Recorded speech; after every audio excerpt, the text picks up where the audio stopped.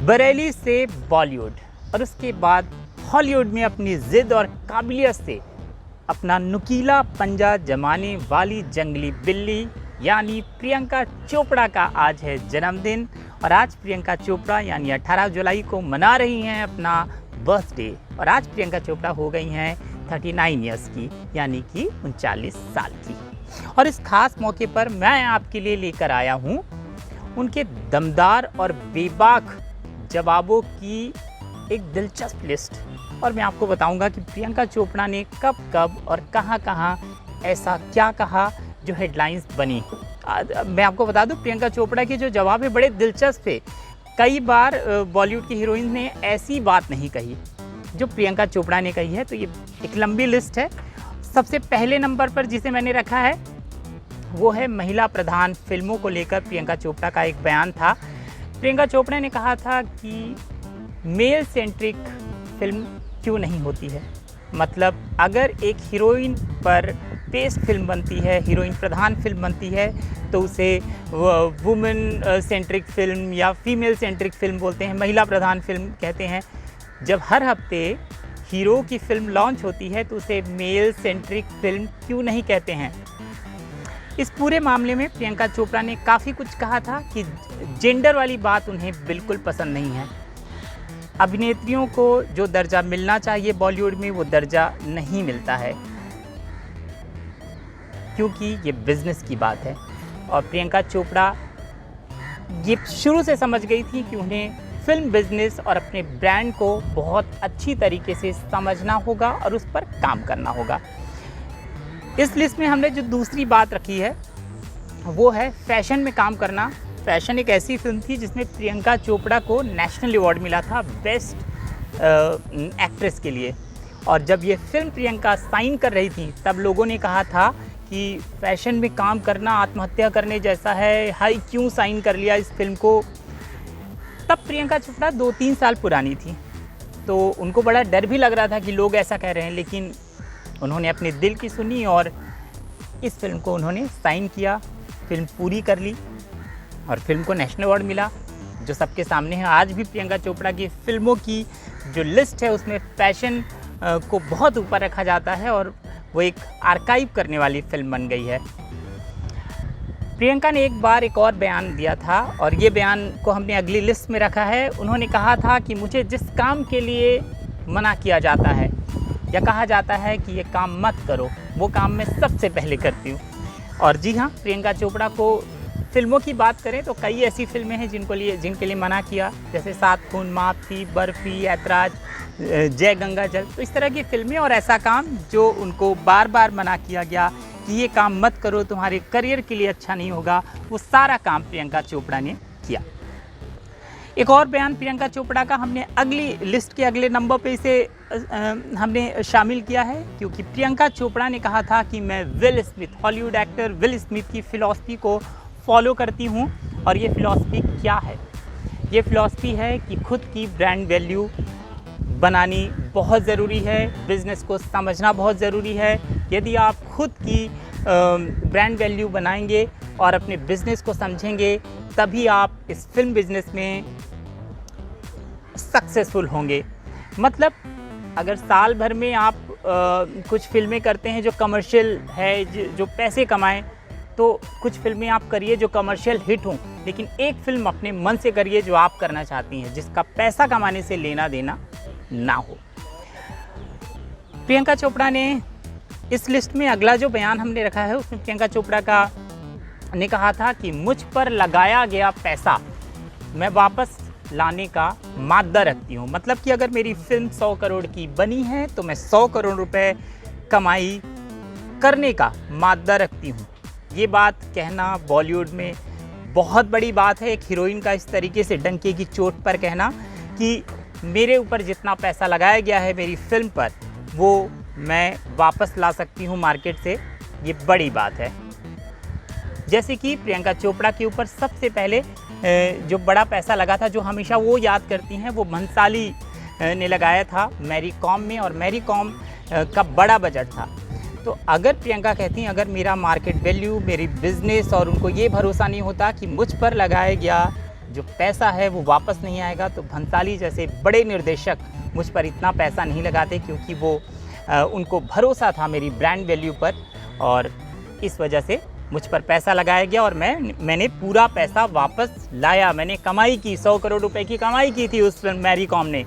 और ये भी वो मानती हैं कि मुझे क्रिश जैसी फिल्में, डॉन जैसी फिल्में, अग्निपथ जैसी फिल्मों में एक मजबूत किरदार मिला, और इन फिल्मों ने उनके करियर को बढ़ाने में बड़ा योगदान किया है। इस वजह से वो अपनी मार्केट वैल्यू को भी लेकर, उनकी मार्केट वैल्यू बढ़ी है और उस पर उन्होंने खुद भी काम किया है।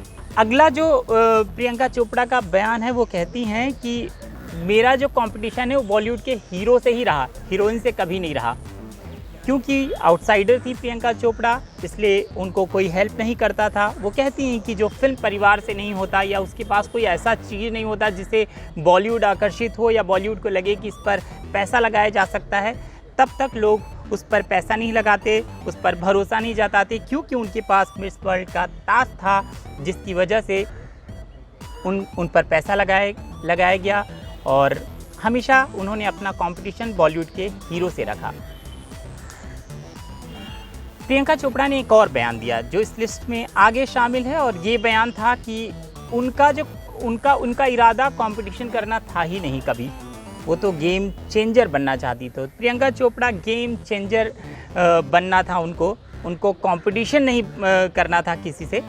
और मिस वर्ल्ड के बाद जैसे जो ताज उनको मिला, उसके बाद उनकी पहचान बन गई थी और बॉलीवुड ने उनको काम दिया।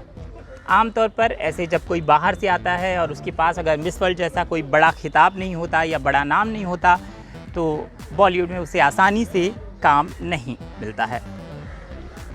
इसके बाद प्रियंका चोपड़ा का एक और बयान है। वो कहती हैं कि मुझे मालूम है कि मुझे किस तरह का प्रोड्यूसर बनना है।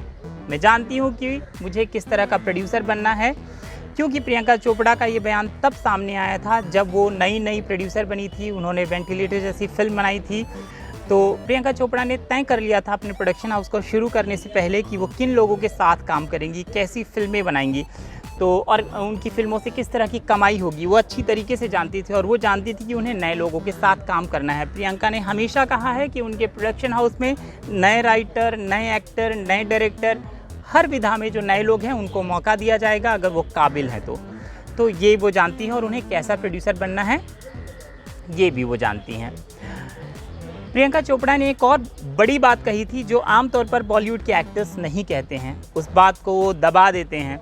उन्होंने कहा कि जब कॉर्पोरेट कंपनी आई थी तब से एक्टर्स जो बिज़नेस को समझने लग गए, अपने ब्रांड वैल्यू को समझने लग गए।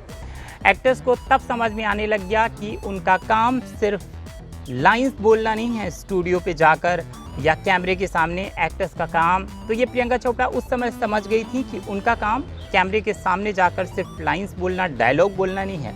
उनको खुद की मार्केट वैल्यू पर खुद ही काम करना होगा, और ये हर एक्टर को भी करना चाहिए और बिज़नेस को समझना चाहिए कि लोग उन पर क्यों पैसे लगाएं। ये बात प्रियंका चोपड़ा ने खुद कही और ये वो करती हैं और मानती हैं। एक और बड़ा बयान प्रियंका चोपड़ा का है। इसमें प्रियंका चोपड़ा ने कहा था कि कुछ कलाकारों को ज़्यादा और बेहतर काम करने के बाद भी उतना पैसा नहीं मिलता है जितना पैसा वो एक्टर्स डिज़र्व करते हैं, और कुछ एक्टर्स को ज़्यादा पैसा मिलता है जो वो डिज़र्व ही नहीं करते हैं। ये भी बड़ा बयान है कि बॉलीवुड में कुछ एक्टर्स ऐसे हैं जिनको ज़रूरत से ज़्यादा पैसा मिलता है, और कुछ ऐसे हैं जो ज़्यादा मेहनत करते हैं, बेहतर परफॉर्म करते हैं, उनको उतना पैसा नहीं मिलता। अगला बड़ा बयान और बेबाक और दिलचस्प बयान जो हमने प्रियंका का इस लिस्ट में शामिल किया है वो है 10-12 सालों में टॉप 3 की हीरोइन रही हूँ। इस तरह की बातें कोई कहता नहीं है। मैं आपको बता दूं कि बॉलीवुड में ये नंबर गेम क्या है, हम तो नंबर से दूर हैं, इस तरह की बातें होती हैं। आप किसी बड़ी एक्ट्रेस का इंटरव्यू देख लो तो वो इस बात को झुठलाना या स्वीकार करना नहीं चाहेंगी कि ये नंबर गेम क्या होता है, मैं तो किसी नंबर में नहीं हूँ, या कोई हीरो भी ऐसी बात करेगा। लेकिन प्रियंका कहती हैं कि मैं 10 सालों तक नंबर 1 से नंबर 3 पर अप एंड डाउन करती रही हूँ। कभी नंबर 1 रही हूँ, नंबर 2 रही हूँ, और कभी नंबर 3 रही हूँ। 3 से नीचे नहीं गई हूँ, मतलब नंबर गेम में टॉप 3 में मैं रही हूँ लगातार 10 सालों तक। और ये जो नंबर लिस्ट होती है, नंबर 1, नंबर 2, नंबर 3, प्रियंका ने कहा था कि ये लिस्ट जो बनती है एक्ट्रेस के लिए बनती है, हीरोज़ के लिए कम बनती है। ज़्यादातर ये जो नंबर गेम होता है ये एक्ट्रेस के लिए होता है। और वो ये भी जानती हैं कि जिस समय उनकी फ़िल्म 200, 300 करोड़ या 100 करोड़ कमाएगी, तो अगर वो किसी भी पोजीशन पे हैं तो नंबर 1 पे आ जाएंगी। और अगर आप उनकी फ़िल्म नहीं चलती है, फ्लॉप हो जाती है, थिएटर नहीं मिलते हैं, लोग देखने नहीं जाते हैं, तो अगर नंबर 1 पे भी हैं तो लुढ़क कर वो नीचे आ जाएंगी। ये बात उन्होंने खुद कही थी। ये उन्हीं की बात है, उन्हीं की ये शब्द हैं जो मैं आपको बता रहा हूँ। एक और बात, प्रियंका चोपड़ा का एक बड़ा बयान। देखिए, शाहरुख खान के साथ प्रियंका की तनातनी जग जाहिर रही है। तो ऐसे में प्रियंका चोपड़ा ने कहा कि जंगली बिल्ली का रोल, जो डॉन में प्रियंका चोपड़ा का जंगली बिल्ली का रोल है, वो कोई और नहीं कर सकता। ये कहते हुए प्रियंका चोपड़ा ने ये भी कहा कि शाहरुख खान के साथ अगर मैं डॉन करती हूँ, ऋतिक रोशन के साथ अगर मैं क्रिश करती हूँ, तो वो मेरी फिल्म नहीं कहलाएगी। मैं वहाँ पे सोलो क्रेडिट नहीं ले सकती। सोलो क्रेडिट ऋतिक और शाहरुख ले सकते हैं, लेकिन मैं नहीं ले सकती हूँ। लेकिन वहीं फिल्म बर्फी बनती है, उसमें प्रियंका चोपड़ा खुद हैं, इलियाना डिक्रूज़ हैं और रणबीर कपूर हैं, और तीनों को बराबर क्रेडिट मिलता है। तीनों कह सकते हैं उनकी फिल्में, उनकी फिल्में, उनकी फिल्में, तीनों को बराबर क्रेडिट मिलता है। वो एक बात यहाँ पर ये भी कहती हैं लगातार अपनी बात को पूरा करते हुए कि कटरीना कैफ ने जब राजनीति की थी तो उसका पूरा क्रेडिट कटरीना कैफ को मिलना था, और वो मिला क्योंकि वो कटरीना कैफ की 100 करोड़ की फिल्म थी और वो पूरा क्रेडिट कटरीना कैफ को मिला, जो कि अच्छी बात है। मैरी कॉम की शूटिंग को लेकर प्रियंका चोपड़ा ने एक बड़ी बात की थी और ये बड़ा बयान था। इसे मैंने अगली लिस्ट के अगले उसमें रखा है। और उन्होंने कहा था कि मैरी कॉम की जब शूटिंग हो रही थी तो वो सबसे ज़्यादा मुश्किल समय था उनका। ये जो मुश्किल टाइम था, इस समय उनके शूटिंग फिल्म साइन कर ली थी। पिता को बड़ी चाह थी कि ये फिल्म वो एक हीरो के जैसे शूट करेंगी। वो अपने प्रियंका चोपड़ा और उनके पिता के जो बीच रिश्ता था वो बड़ा मीडिया में भी बड़ा जग जाहिर था।